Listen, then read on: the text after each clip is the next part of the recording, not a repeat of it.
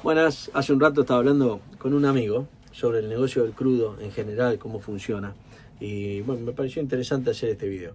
Eh, ¿Cómo funciona el crudo? No a nivel trading, de plataformas online, como lo conocemos o como se conoce generalmente los que me siguen, sino el trading físico, o sea, cómo se opera el crudo y qué pasó en los últimos años, sobre todo para entender el negocio en general, no solamente, entender lo que pasa detrás de las pantallas. Esa es la idea, no terminar con hay que comprar puts o venderlos, sino entender la estructura del negocio y cómo cambió. Por lo menos yo trabajé con una persona en trading de commodities físicos, que es el que más me enseñó y del que más aprendí. Tuve un tiempo corto, no fueron muchos años, fueron un par de años, pero aprendí mucho de él. Ya estaba de vuelta, digamos, uno de los tipos más conocidos del mundo fue, o es todavía, porque de hecho tiene un libro que se llama El Rey del Petróleo, es Mark Rich. Y bueno, un tipo que revolucionó el negocio de commodities, de trading de materias primas, pero sobre todo el del crudo. Digamos, tenemos que pensar que el negocio, en la primera crisis del petróleo, digamos, en los 70s, se da en un mundo en donde primero, la primera es en el 73, después hay otra grande en el 79 con la revolución iraní, pero hay que pensar qué es lo que pasaba en el mundo, ¿no? Estados Unidos tenía precios altos, tenía inflación alta, tenía poco crecimiento en esa época. Bueno, después ya estaba Nixon, esto era antes de Reagan.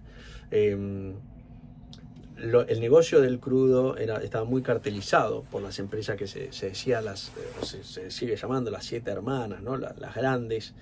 Era un negocio muy intraestado, o sea, interestado. Los estados tenían mucha importancia. No se operaba como un commodity, se operaba de una forma diferente. No se vendía alegremente y se compraban buques, seguros, cobertura de tipo de cambio, cobertura de futuro. No había todo eso. Y no existía el mercado, casi que no existía el mercado spot, digamos, ¿no? Se operaba por contrato, donde estaba ya estructurada la entrega, la venta, la compra, y era así, poco dinámico, digamos. Se usaban dólares, en el mundo se usaban dólares. Después de la Segunda Guerra Mundial el negocio se estructura en dólares, pero hay algo que cambia el mercado en el 73-74, con el problema, con la crisis del petróleo propiamente dicho, que el crudo sube mucho de precio y entonces se empieza a generar, ahí aparecen lo que se empezó a llamar los petrodólares o el recycling, el reciclamiento de los petrodólares. ¿Por qué? Porque se da una situación en donde países como, sobre todo Arabia Saudita, como el precio sube mucho y ellos son grandes productores de crudo, empiezan a producir petróleo, a venderlo en dólares, y el ingreso que tenían de dólares tienen que empezar a encontrar lugares donde meterlo. O sea, ¿qué hacer con los dólares? Entonces, esos dólares empiezan a volver al circuito financiero norteamericano, porque Estados Unidos, ¿qué ofrecía? Ofrecía una moneda estable, ofrecía seguridad jurídica e incluso activos interesantes para invertir, o sea, bonos treasuries básicamente. Es un negocio redondo y un negocio muy interesante para Estados Unidos, porque imagínate que si el mundo demanda dólares para operar crudo, el crudo es la energía del mundo, políticamente no tenía comparación en ese momento. Hoy es muy pesado, pero imagínate, en ese momento no existían los paneles solares, nada de eso, carbón, digamos, ¿no? Convengamos que no era muy atractivo al lado del crudo. Entonces tenías crudo y claro, ahí se habla de que Estados Unidos puede, pensemos que había salido hace unos años de Bretton Woods en el 71, y puede exportar inflación. Y eso es exportar inflación, muchas veces es un término medio confuso, ¿no? Uno dice, bueno, ¿y cómo es eso? ¿Cómo funciona eso de exportar inflación? Bueno, vos imaginate que, ¿cuál es el problema de los países? Si vos emitís tu moneda, la gente no la quiere, te la mandan de vuelta y vos tenés un problema, tenés más moneda y no tenés con qué respaldarla, entonces tu moneda se deprecia, tenés inflación. Argentina es uno de los países, o es el país, donde hay más dólares físicos, ¿no? Por persona, no reales, sino físicos, o sea, en una caja, uno arriba del otro. Y esto lo voy a usar como ejemplo. Vos pensás que Estados Unidos emite y hay argentinos que queremos los dólares, los agarramos y los guardamos en una caja. Esos dólares no son demanda, o sea, no vuelven al sistema, los tenemos nosotros, con lo cual eso no genera inflación porque no vuelve. O sea, es demanda de dinero genuina, es la gente que lo quiere para guardar. Entonces, si Estados Unidos emite y todo el mundo hace lo mismo, ese dinero no genera inflación, porque no rota, no gira. El problema es cuando vuelve, cuando la gente no lo quiere, se lo quiere sacar de encima. Eso pasa con otras monedas, con el peso, por ejemplo. ¿Qué pasa con el peso? La contrapartida de esto es que la gente no quiere pesos argentinos. Entonces vos le das pesos, se dan vuelta, te los cambian por dólares y el peso te volvió. Se lo diste hoy y te volvió en una hora. Bueno, esto imaginalo a nivel global, y imaginalo para negocios estructurales del mundo, como son la compra y venta de crudo. Todo el mundo lo necesita para la soja, lo necesita para el crudo y demás, pero el crudo mueve muchísimo dinero. Entonces, tenían el caballo del comisario. Es un tema geopolítico. Matt Rich aparece en este negocio en el 70, no me acuerdo en qué año, en el 79 ya laburaba solo, tenía su empresa, Matt Rich & Co. Yo me acuerdo, por lo que me contó, habría que repasarlo porque yo no me lo acuerdo así de memoria, me acuerdo de algunas cosas, pero eran 3 socios, él se encargaba del crudo, otro se encargaba de metales y otro del parte de financiamiento y bancario, pero él cambia mucho el sistema de él empieza a negociar contratos de crudo muy flexibles, en donde él básicamente los contratos de crudo los compra, él le compra después en el 79 ya la revolución de los ayatolas, que es que en Irán lo voltean, lo sacan, digamos, al Shah, que era el rey que estaba antes. Una vez que lo sacan, bueno, viene esta revolución que era mucho más, digamos, religiosa, que entendía que él ya estaba corrompido por intereses occidentales, norteamericanos, que por la plata baila el mono, básicamente. Es lo que yo estuve en Irán 3 o 4 veces y me lo han dicho textual, ¿no? Así como, por lo menos era su visión, ¿no? Entonces, bien, esa era la situación. Matt Rich, ¿qué es lo que hace? Hace uno de los contratos, yo creo que así como es un hito eso, porque hace un contrato en donde le compra a Irán a futuro el crudo sin tener comprador. Entonces, el punto era, ¿y qué iba a hacer con el crudo? Bueno, con los ayatolas, él ya tenía el crudo y después termina vendiendo ese crudo a Israel. Vos pensás que en ese momento el mundo había tenido la guerra del Yom Kippur, si no me equivoco en ese momento, no quiero decir una cosa por otra, y estaba la crisis de los rehenes en Estados Unidos. O sea, la embajada de Estados Unidos estaba, los iraníes se habían metido en la embajada de Estados Unidos y los tenían de rehenes, ¿no? Había un conflicto que duró un año eso. Entonces, en esa época ya estaba Nixon, si no me equivoco, sí, estaba Nixon, que es el que tenía los controles de precio y demás, entre otras cosas, o sea, que implementó eso a nivel económico, pero además estaba prohibido negociar con iraníes. Entonces, ¿y qué hacía Matt Rich? Que había nacido en Bélgica, pero era ciudadano norteamericano, vivió mucho tiempo en Estados Unidos hasta el 83, que después se va a Suiza, y después era ciudadano español, ¿no? Entonces, claro, él con la empresa de Suiza seguía negociando. Entonces, claro, eso le generó problemas legales después. Después fue el indulto de Clinton en el 2001, último día de mandato, en enero, creo que fue, no me acuerdo, el mandato termina en esa época, pero último día es el indulto a Matt Rich. Bastante controvertida la situación, porque la verdad a Matt Rich nadie lo quería, pero no porque sea malo, sino porque, viste, la figura del trader, digamos, es muy fácil de vender en contra de... Es muy fácil que no genere mucho aprecio, ¿viste? En la gente, en la opinión pública. Ahora, lo que el tipo hizo, realmente, porque esto te das cuenta en los pedidos de los que pidieron el indulto, hubo de todo el mundo. Desde el primer ministro israelí, hubo un montón de personas. Tampoco era Sri Shankar, que lo quería todo el mundo, pero lo que hizo el tipo fue solucionó grandes problemas a nivel geopolítico globales que si no hubiesen sido muy costosos para un montón de sociedades. Sin ir más lejos, el tema del crudo. Israel necesitaba el crudo, Irán lo tenía, y el costo era poder sentarse con los dos y negociar, ¿no? Entonces, de los dos lados lo apreciaban o lo necesitaban, lo querían en ese sentido, lo necesitaban, pero por supuesto es más difícil decir o es difícil decirlo abiertamente, ¿no? Pero bueno, los traders de materias primas siempre están en los problemas. Es un arbitrador de problemas geopolíticos, ¿no? Y eso descubrió Matt Rich, y el tema de financiar, el financiamiento, era muy bueno financiando este tipo de cosas y viendo ciertos negocios. Él desarrolla, entre otras cosas, financiar a los originadores se llama, ¿no? A los que originan los productos físicos, o sea, en el caso del crudo, los que lo producen, y darles financiamiento a ellos también. Bueno, es como el primer negocio así muy grande que hace es el crudo con el crudo iraní. Después hizo un montón, pero claro, ahí el mercado empieza a cambiar, se transforma en un mercado spot. Y los países, hay que pensar que ahí estaban lo que llaman los petrodólares, los países empiezan a percibir o a ver, muchos de ellos, básicamente también Estados Unidos, que tenía el monopolio de este negocio, tanto por el lado monetario de los dólares como por el lado de la... Más que nada por eso, porque además Estados Unidos tenía una proyección de Fuerzas Armadas, tenía los fierros básicamente, que se los daba o que le ofrecía a Arabia Saudita protección. Entonces era un negocio redondo para varios, y en ese mundo...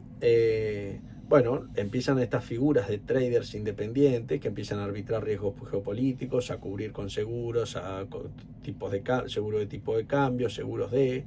Pensemos que era un mundo en donde las operaciones bursátiles y todas eran por teléfono, no era tan dinámico como lo es hoy. Todo o sea, no existía la Unión Europea, eran todas monedas diferentes, entonces todas las coberturas, todo lo que había que hacer era mucho más lento, todo mucho más artesanal en este sentido, ¿no? Ese es el negocio, ahí cambia el negocio, tiene un cambio muy importante a lo que es el negocio moderno.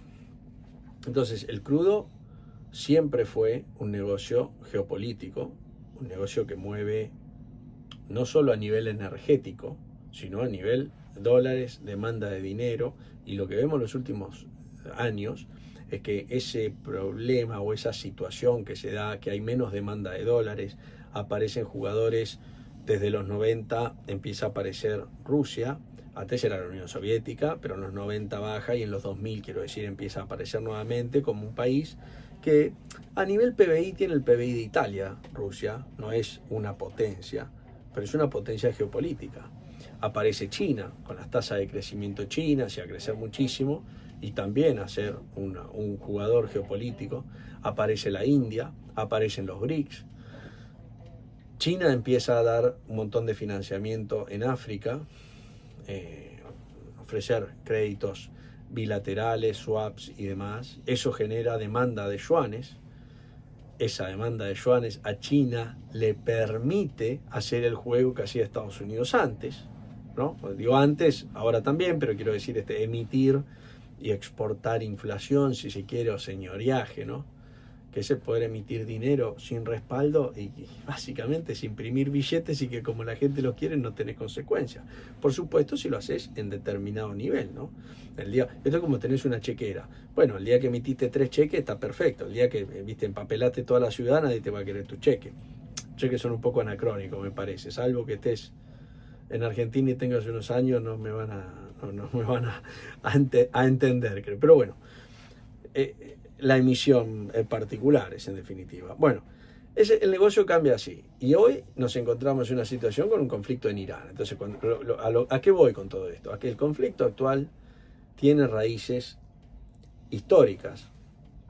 Y que si entendemos que este es el problema, la gestión, el poder, el problema de los petrodólares o de la demanda de dólares, podemos entender el hilo conductor de la gran mayoría, si no son todas, las guerras de Estados Unidos de los últimos años, ¿no?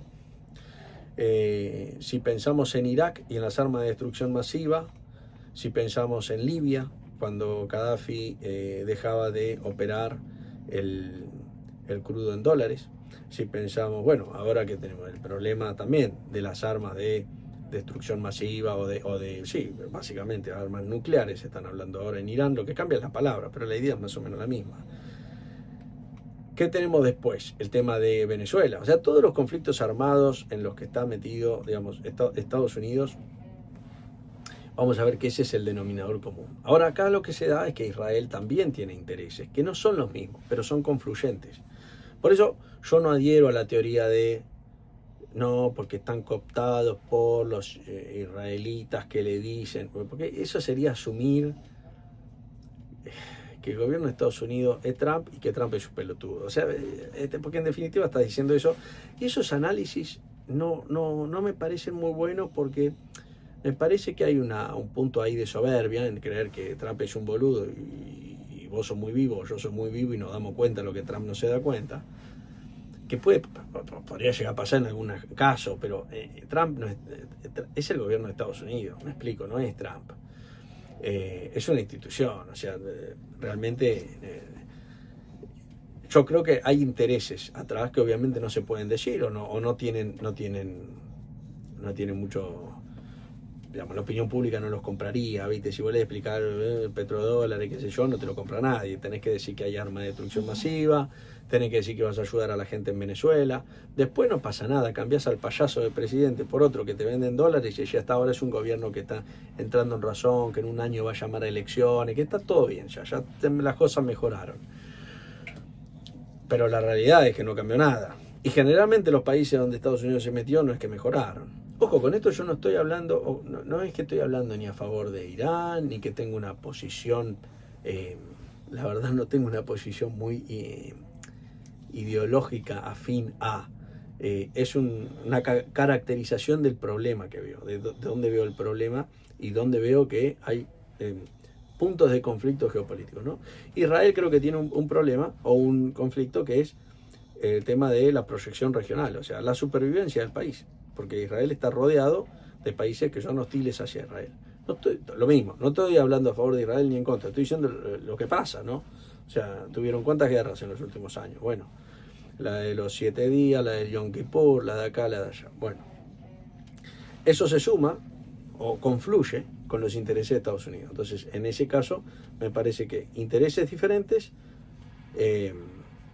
objetivos que se entrecruzan. O sea, al final del día, cuando los dos intereses te da que Irán está en el medio, ¿viste? Y dice, bueno, no queda otra. Yo creo que el debate o el conflicto sigue siendo, digamos, la síntesis de esta historia. Es que el mercado de crudo nunca fue libre en el sentido ingenuo de la palabra. O sea, estamos hablando de un producto que tiene que ver con el poder, que tiene que ver con el poder de proyección regional, que tiene un tema que está relacionado a la cuestión monetaria y a la cuestión geopolítica. O sea, básicamente es muy importante el control del crudo. Tal es así que hay muchos países, algunos que son productores de crudo y otros que no son tan fuertes en el tema energético, como el caso de China, que entran y que compiten en algún punto porque quieren diversificar el tema de energético y demás con energías renovables. Las energías renovables son, por supuesto que hay que decir es que contaminan menos y demás. Y acá empezamos con bueno, pero si esto es eléctrico, la batería, ¿qué hacemos con la batería cuando se vence? ¿Dónde la ponemos? Al final contamina más que el humo contamina menos, los fósiles. Más allá de ese debate, si hablamos de temas realmente intereses a nivel Estado y a nivel macro, estamos hablando de países que lo que necesitan es atomizar su dependencia al crudo, su dependencia a los dólares, su dependencia a otras potencias, básicamente, ¿no? El mercado del crudo nunca fue un mercado libre en el sentido ingenuo, ¿no?, de la palabra. Es un mercado que siempre estuvo asignado por conflictos, intereses geopolíticos, intereses estratégicos, monetarios. Y el país que controla la moneda, las rutas, la energía, corre con ventaja a nivel global. Y cualquiera que desafíe ese sistema termina en el centro del conflicto. To the moon, let me play among the stars, and let me see what spring is like on